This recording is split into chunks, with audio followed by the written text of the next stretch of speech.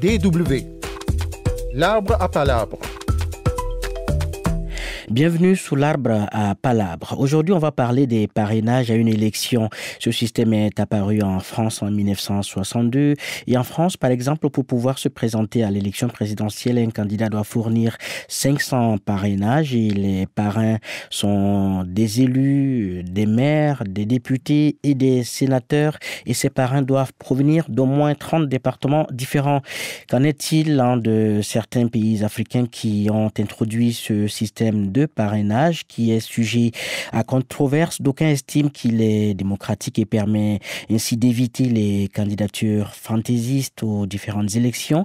D'autres, par contre, jugent ce système antidémocratique parce qu'il éliminerait des adversaires gênants. Qu'en pensent nos invités sous l'arbre à palabre? Ils sont trois.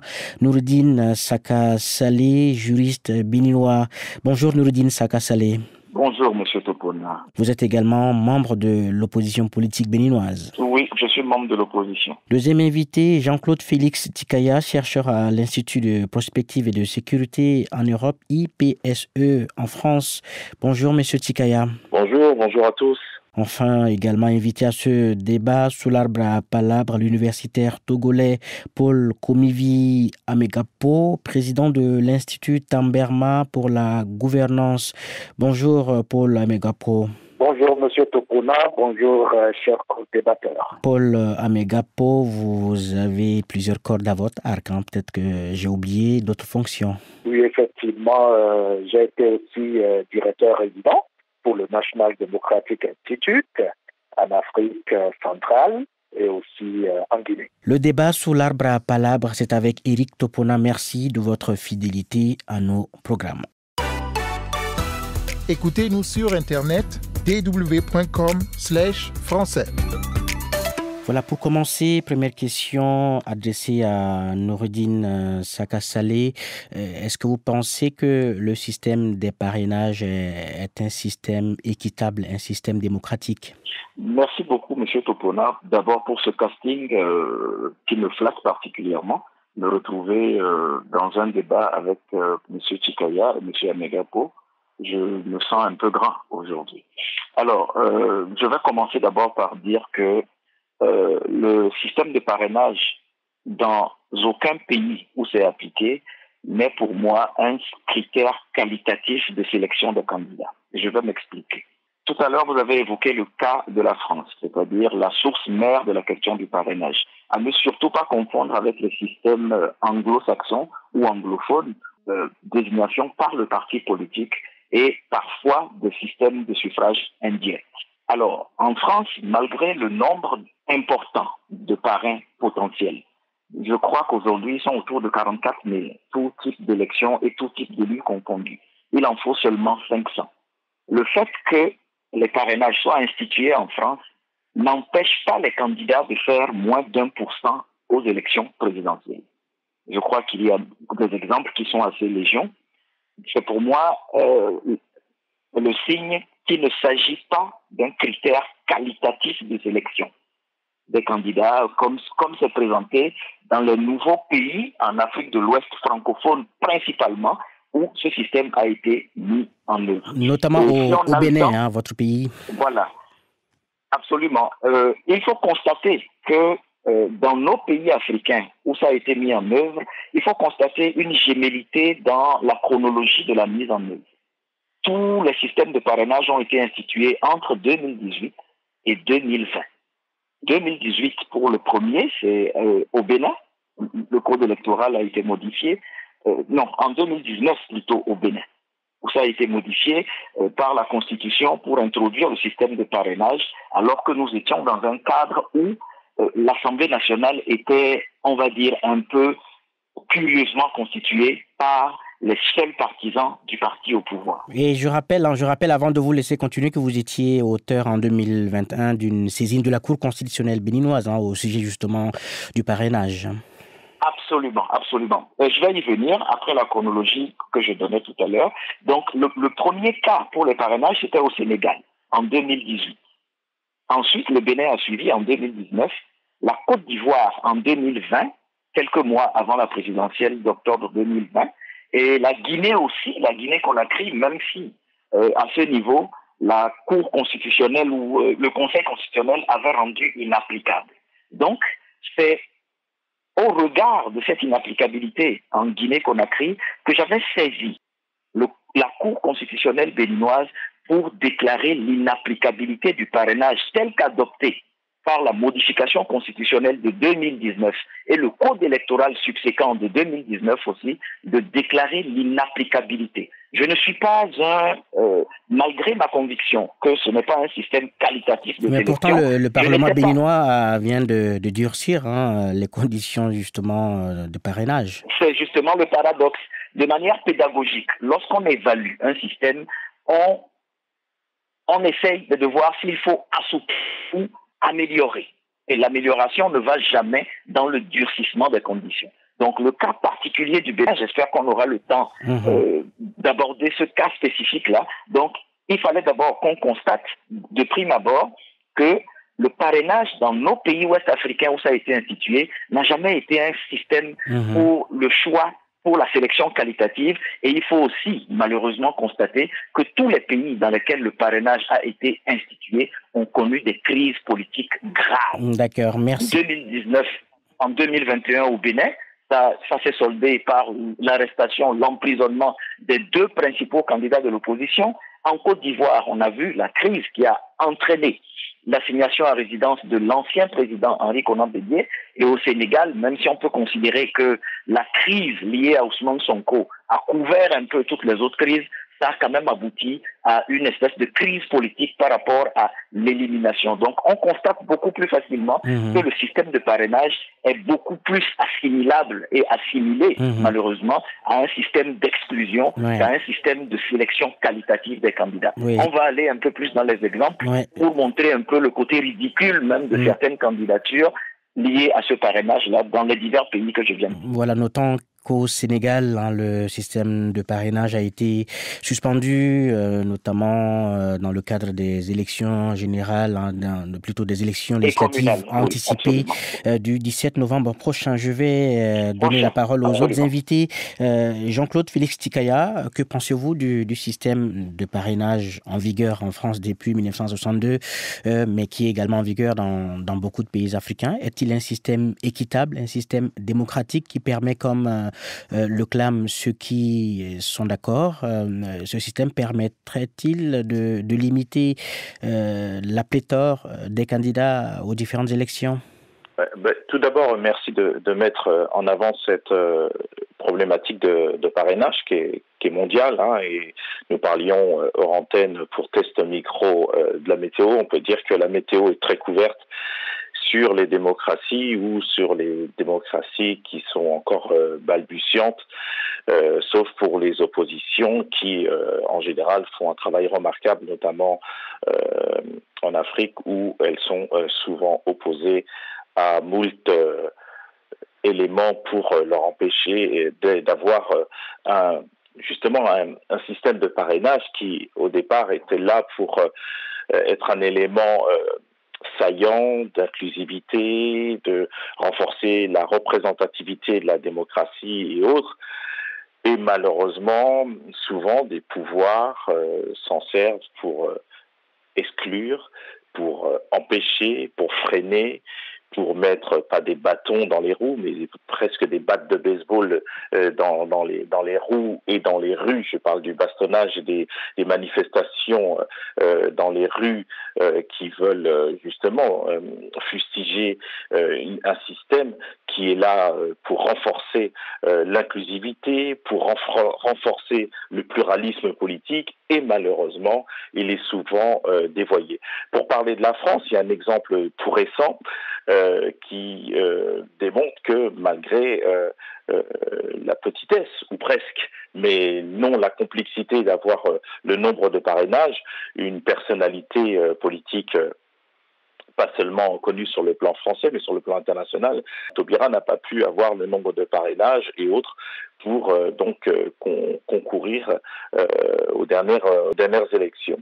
Donc il y a souvent une pléthore de candidatures. Ce système était là aussi pour empêcher les candidatures fantaisie, toutes celles qui n'allaient pas avoir assez de moyens, malheureusement, pour pouvoir faire montre de leurs idéaux ou programmes politiques. Donc on voit bien que c'est un programme et projet, que ce soit en France ou ailleurs, et même dans les pays anglophones, il y a aussi quelques manifestations et oppositions pour au mieux des réformes ou voire tout remettre sur table. Et pour réduire la focale en Afrique, malheureusement, on va voir, là il y a un test qui semble extraordinaire. La campagne démarre ce dimanche au Sénégal. Le test de cette suspension de parrainage, pour l'instant, donc ça a forcé les petits, moyens et grands partis à se mettre ensemble et à créer des plateformes. Est-ce que c'est la solution? On va bien voir. C'est un grand pays très regardé en Afrique et dans le monde. Donc, au regard des enjeux 6 mois après des élections historiques au Sénégal, ça va être aussi un test Mais l'écosystème du Sénégal sur le plan politique, c'est une démocratie qui est peu ou prou quand même respectée, sauf les derniers événements. Et si on regarde l'histoire du Sénégal, bien sûr, ce n'est pas parfait. On peut dire que au mieux c'est une démocratie en devenir, mais qui quand même est dans le haut du panier, malgré tout ce qu'on peut voir et assister, ce qu'on pourrait relever. D'accord. Alors, vu du Togo, Paul Amegapo, que pensez-vous du système de parrainage? Est-il un système juste, égalitaire et démocratique? Le système de parrainage est loin d'être un système juste et démocratique. Nous savons très bien que l'objectif du parrainage tel qu'évoqué par les initiateurs d'une telle réforme, surtout en Afrique, est de rationaliser le nombre de candidatures. Mais force est de constater que depuis son introduction au Sénégal en 2018, nous avons remarqué que la dernière présidentielle, par exemple, avait connu environ 19 candidats à la dernière ligne droite pour ces élections. Et au départ, il y avait environ 100 candidatures pour recueillir les parrainages. Et donc, le système de parrainage est un système qui, malheureusement, enlève du processus électoral son caractère sacro-saint d'équité et d'accessibilité, tel que reconnu par beaucoup de tests internationaux, comme le Pacte international pour les droits civils et politiques et la Charte africaine. Oui, mais M. Amegapo, un candidat normal, sérieux, en principe, devrait réunir le nombre de parrainages requis. Oui, en fait, le système n'est pas uniforme d'un pays à un autre. L'exemple du Bénin et du Sénégal avait été amplement évoqué. Mais prenons par exemple la Mauritanie, où il a été demandé d'avoir un parrainage d'au moins 5 maires pour être candidat à la présidentielle. Et au même moment, il y a 238 maires au total, dont 230 sont du parti au pouvoir. Alors, dans cette configuration, le système de parrainage revient à demander au parti au pouvoir d'accepter ses concurrents, d'accepter les candidats qui vont challenger le candidat du parti au pouvoir. Et donc, ça devient une sorte de marchandisation qui prive le processus électoral de son caractère démocratique. Parce que les élections sont faites pour les électeurs. Et donc, exiger qu'il y ait d'abord une étape de présélection avant de soumettre les candidatures au suffrage universel des citoyens constitue une manière de biaiser le suffrage et de diminuer aux électeurs leur pouvoir illimité de souveraineté. Oui, dites-nous, Paul Amegapro, est-ce que ce débat a cours au Togo, le système de parrainage? Non, le système de parrainage ne fait pas objet de débat au Togo actuellement. Vous savez très bien qu'il y a eu des réformes récentes pour changer le régime politique, le système politique au Togo, passant d'un système présidentiel à un système purement parlementaire. Mais cette question de parrainage n'a pas été soulignée. Mais ce que nous observons au niveau des autres pays, au-delà même de l'Afrique de l'Ouest, il y a le cas de la Tunisie. Tout cela nous rappelle que le système de parrainage constitue un mécanisme qui sape le processus électoral et qui empêche les élections d'être véritablement inclusives. D'accord. Noureddine Saka Saleh, je le rappelais, l'Assemblée nationale béninoise a adopté récemment 9 changements majeurs à la loi électorale dans la perspective des élections générales de 2026, notamment la présidentielle. Les conditions donc de parrainage pour les candidats ont été durcies avec un quota minimum de 15% de parrainage requis. Et parmi les conditions qui posent problème figurent le quitus fiscal et le montant du cautionnement. Est-ce que dans une démocratie normale, il ne faudrait pas remplir des conditions pour pouvoir solliciter les suffrages de ses électeurs, mais de ses concitoyens? À la limite, moi, je ne suis pas foncièrement rébuté contre des tests que nous ferions dans nos démocraties, ce que nous appelons nos démocraties. Je suis particulièrement content de l'intervention de mon aîné Amegampo parce que je me demande au fond de moi-même si nos pays présentés comme les démocraties en Afrique de l'Ouest, si les dirigeants ne sont pas en train de nous mener vers des systèmes indirects, de suffrage indirect, c'est-à-dire où on enlève à la population le choix du président de la République pour le transférer à des institutions ou à des personnes et personnalités politiques. Je vais m'en expliquer. Si je prends le cas du Bénin tel que vous l'avez présenté, les conditions de candidature ont été corsées, notamment au niveau politique. C'est-à-dire, il faut aujourd'hui, pour être candidat à une élection présidentielle, avoir 28 parrainages d'élus, maires et ou députés. Ensuite, que ces 28 parrainages soient répartis sur 15 des 24 circonscriptions électorales.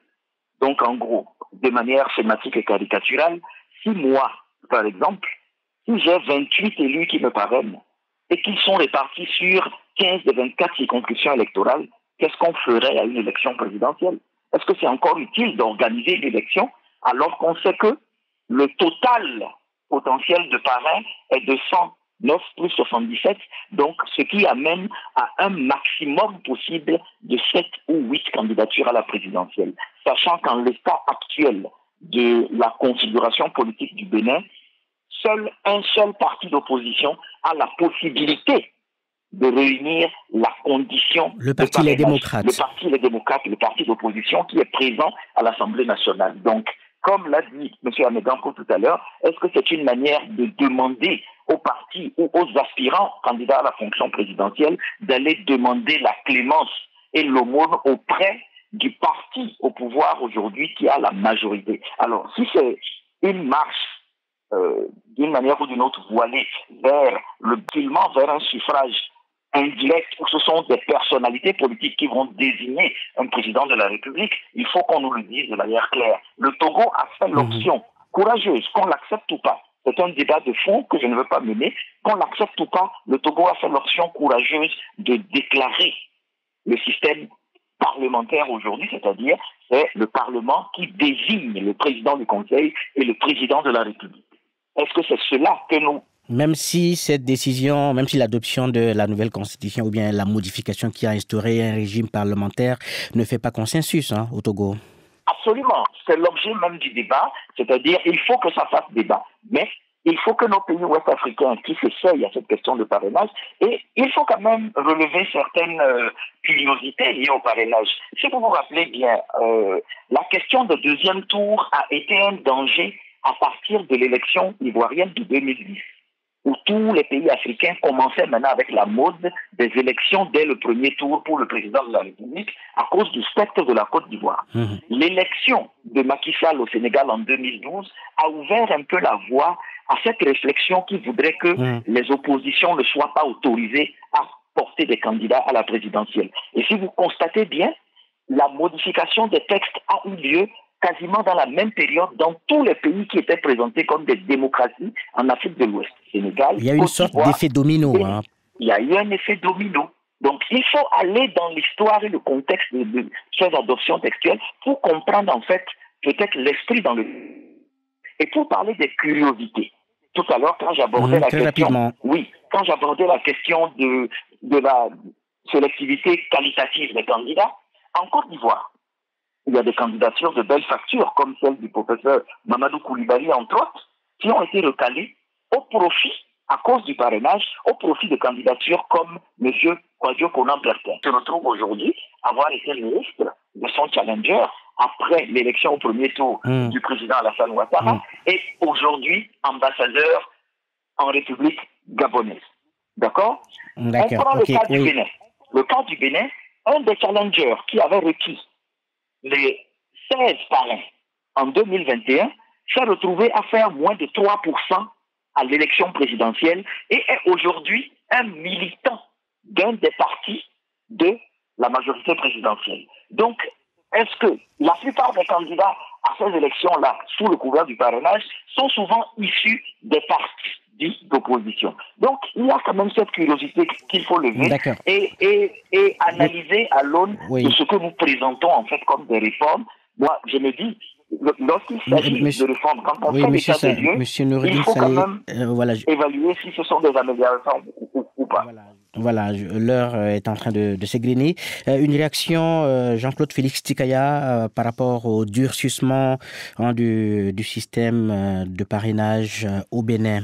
Oui, d'ailleurs, j'abonde dans le sens des deux débatteurs sur les pressions qui sont sujettes à rechercher des parrainages en France ou ailleurs.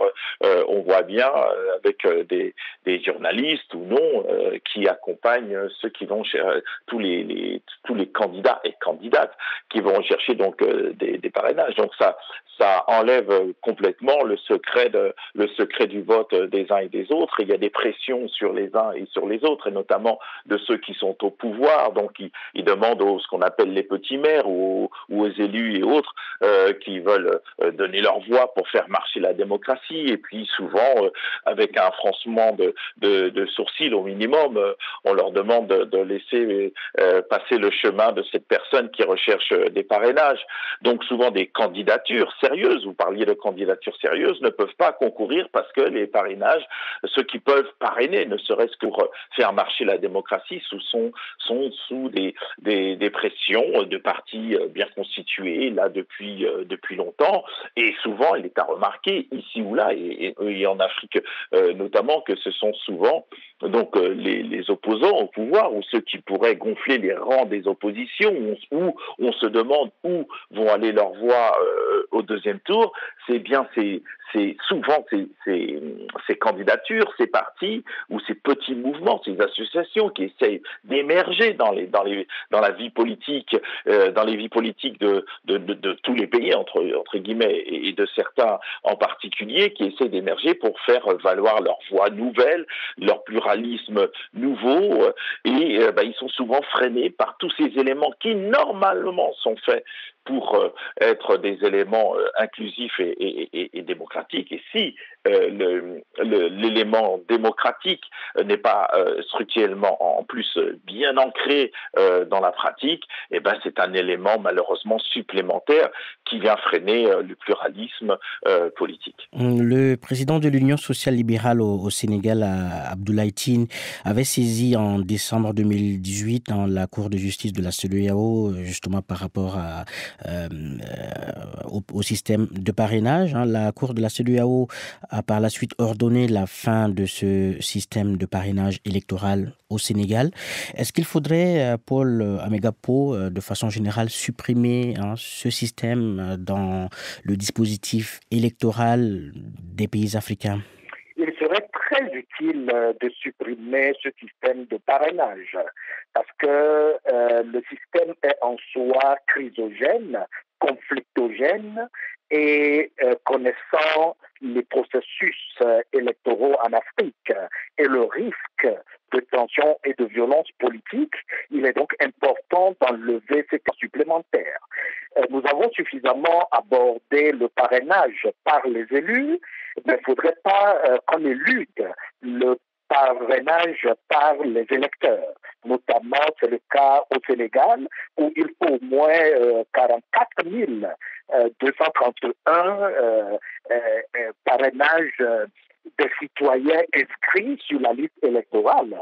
Et aussi en Tunisie, il faut au moins 10 000 électeurs inscrits. Et sur ces aspects, mais c'est plutôt juste, non? S'il faut que les électeurs parrainent un candidat, c'est pas un système juste? Non, ce n'est pas un système juste parce que ça pose un certain nombre de problèmes.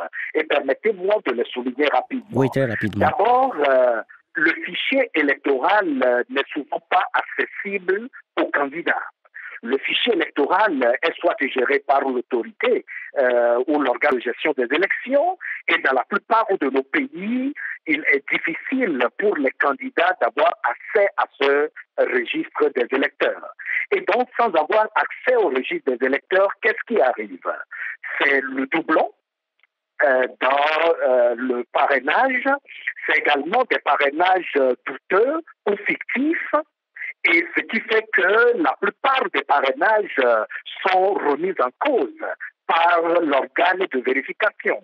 Et au Sénégal, par exemple, l'ancienne dame Premier ministre, Madame Touré, n'a pas vu sa candidature validée parce que plus de 22 000 de parrainage des électeurs avait été supprimé par le Conseil constitutionnel. Et il y a une question centrale qui se pose, celle de savoir, au-delà de la problématique du fichier électoral, quel est le mécanisme par lequel les autorités judiciaires ou administratives vérifient ces parrainages. Est-ce par un logiciel? Est-ce de manière manuelle? Il n'y a pas de transparence suffisante autour de ce processus de vérification pour rassurer à la fois les impétrants, donc les candidats potentiels, mais aussi les électeurs et les citoyens en général.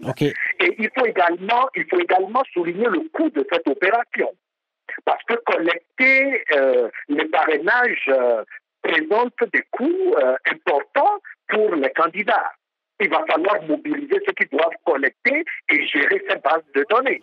Et donc, ça affaiblit les candidatures. Et donc, c'est un système, à notre avis, qu'il faut purement et simplement abolir du processus électoral.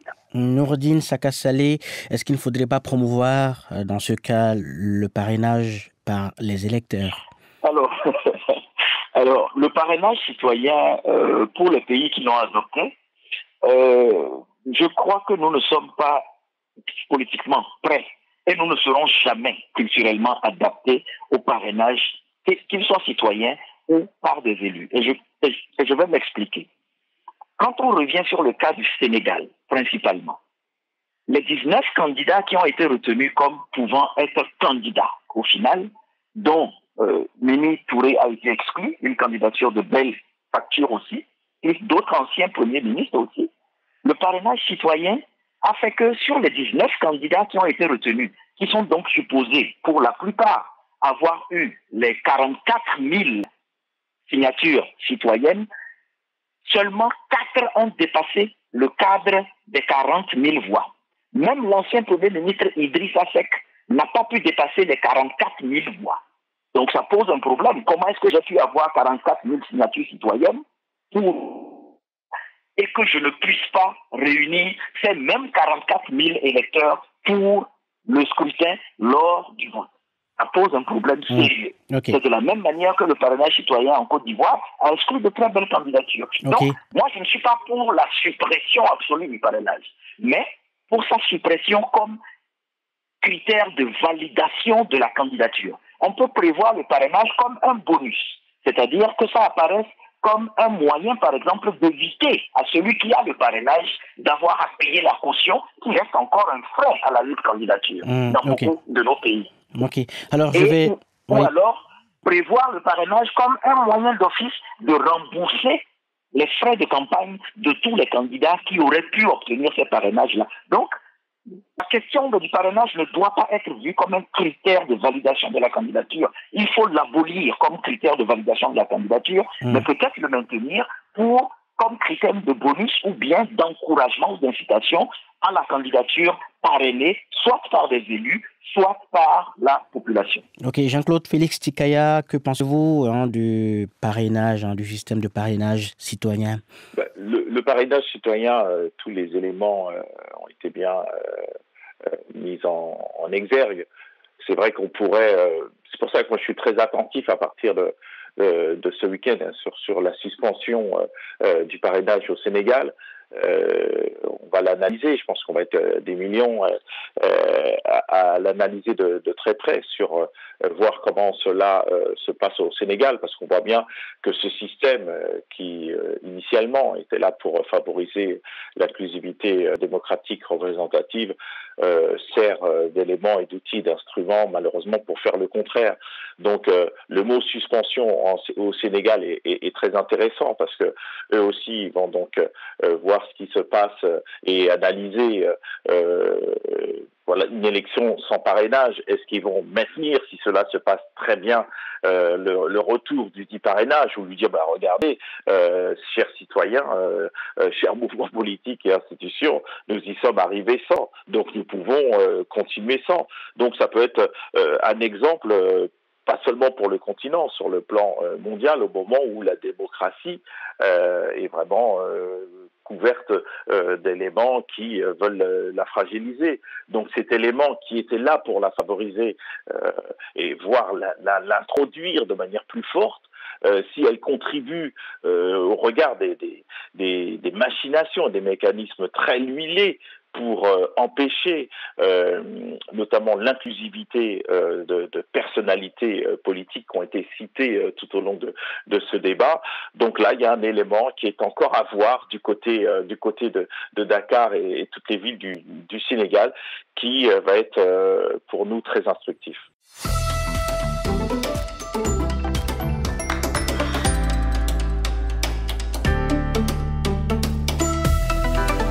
Voilà, c'est avec ces propos de Jean-Claude Félix Tikaya que prend fin ce débat sous l'arbre à palabres consacré aujourd'hui à la pertinence du système de parrainage en cours, en vigueur dans certains pays africains. Et pour analyser ou débattre de cette thématique, j'ai reçu 3 invités.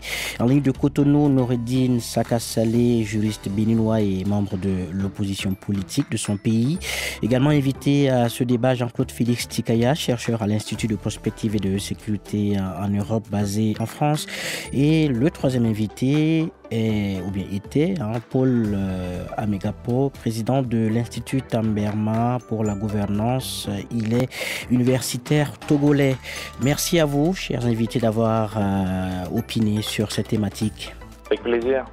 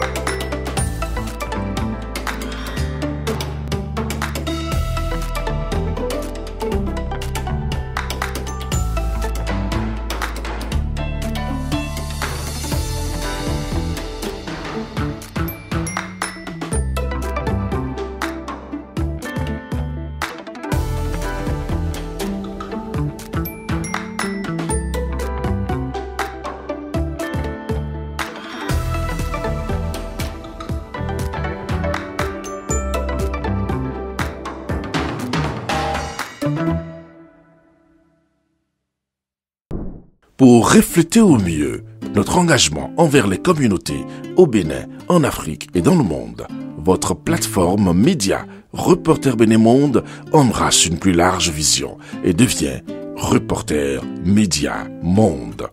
Nous sommes le trait d'union entre les communautés et les gouvernants. Suivez-nous via notre site www.reportermediamonde.com et en vous abonnant à nos différentes pages sur les réseaux sociaux. Reporter Média Monde.